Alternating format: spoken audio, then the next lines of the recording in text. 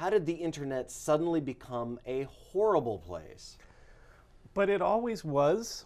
I must have gotten on the internet in like 89, 90, and one of the first things that I found, aside from pornography, was the anarchist cookbook. There have always been these dark little corners of the internet. There's always been, actual crime and criminals and syndicates have been empowered by.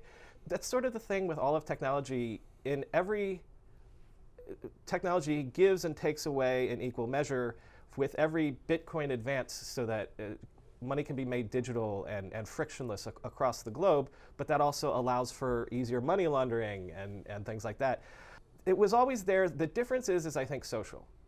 I think the difference is that now with social, not only can all those little niches and corners and those rocks, those dark, damp rocks, they can be cultivated and they can have their own, they can be watered and they can thrive in their own little niches. And then at the same time, if people actively do it, they can be promoted and broadcast. And so these tiny little dark corners that people knew were there but weren't in your face, they're now in all of our faces. I would suspect, correct me if I'm wrong, Brian, but I would suspect with your historical knowledge and your anthropological bent that you've encountered many of these forces and the specific actions that some of these people are doing and talking about. I'm kind of skirting around the overt racism, the overt sexism, the violence, the pornography, not the banal things that we dislike that, but the actual overtly horrible things. I also encounter these things. I have data tools as a reporter that help me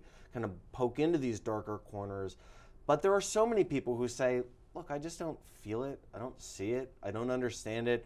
Why are all of these people talking about the horrible web? I don't get it. If I'm somebody who feels as though the internet has not made my life worse, help me understand the specific actions, actors, and forces that are behaving in a way that is not just distasteful, but downright criminal or really bad.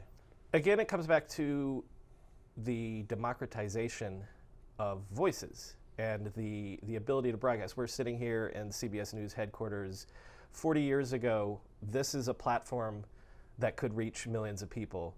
You can be, the horrible story out of New Zealand, you can be a mass killer and you can have a camera on and you can broadcast horrific hate and violence with the same level of success in terms of reaching people that CBS News has. So the problem is that when we say democratization, when we say everyone has a voice, the platforms are all equal now.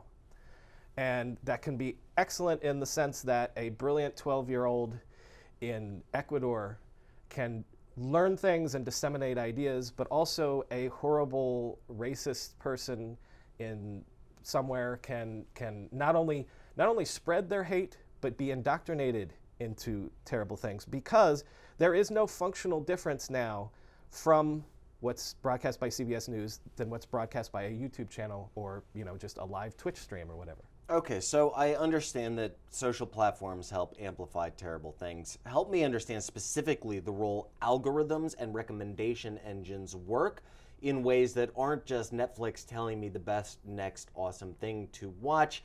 There are recommendation engines built into Google and YouTube, which have been blamed for extremism, or at least amplifying extremism. Facebook, of course, is all built on algorithms, and they have also been blamed for amplifying extremist behavior. Help me understand the role that recommendation engines and algorithms play in amplifying this type of behavior. This is one of the debates inside Silicon Valley internally about how things have turned bad. When social networks start in the early to mid 2000s, the idea is well, more usage is clearly better. And not just for our bottom line where more shares, more likes, more time spent on our platform means we can sell more ads, but there is that. But it was also assumed that more usage meant people were getting more out of your platform. So all of the engineering that was done on social networks for the last 15 to 20 years was done in aid of creating greater engagement. And so these algorithms are, especially on YouTube, and personally I think YouTube is the most egregious example of this. You watch a video, You enjoyed that video. They know because they have all the data. They can see that you watched it all the way through. You watched it a second time. They can see how your mouse traveled. There's even the ability to watch your gaze and things like that. So they say, all right, they can see in their listing, someone that watched that entire video also liked this video. They send you another one and another one and another one. And their idea, again, it serves two masters: more views, more ads, more money for them. But also their assumption has been, if you're engaged, you're enjoying, they're doing their job, they're delivering. Like you said, Netflix wants you to always find something interesting to watch. But unchecked, that can lead you down a rabbit hole where you watch, this is literally true, people have written articles about this, you can watch videos about Martin Luther King, and if you let the suggested algorithms on YouTube, you can find yourself within a half an hour, 2 hours, being sent anti-Semitic or racist videos. So the problem is that the algorithms were only designed for one metric. So it was always quantity over quality. It was always more engagement over taste. But Brian, I'm a smart person. I can't possibly be manipulated. And yet you're telling me that I have been. How? When people talk about information silos, this is kind of what they're talking about.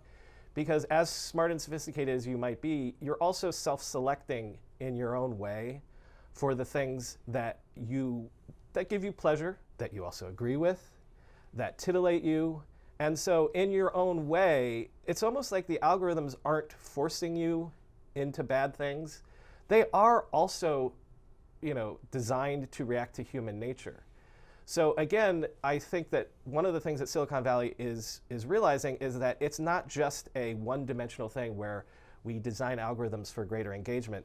There does need to be, until that magical world of AI being perfect and solving all of our problems, there needs to be human curation. And this could get into the debate of putting your thumb on the scale and censorship, but at the same time, never in media was there unfettered broadcasting of ideas. There were always editors going back to Gutenberg and the books. There were people selecting, and not just to hold voices down, though that certainly happened. But I think that what Silicon Valley and the engineers that come up with the algorithms have realized is there does need to be a human component, because curation always had a value and a purpose.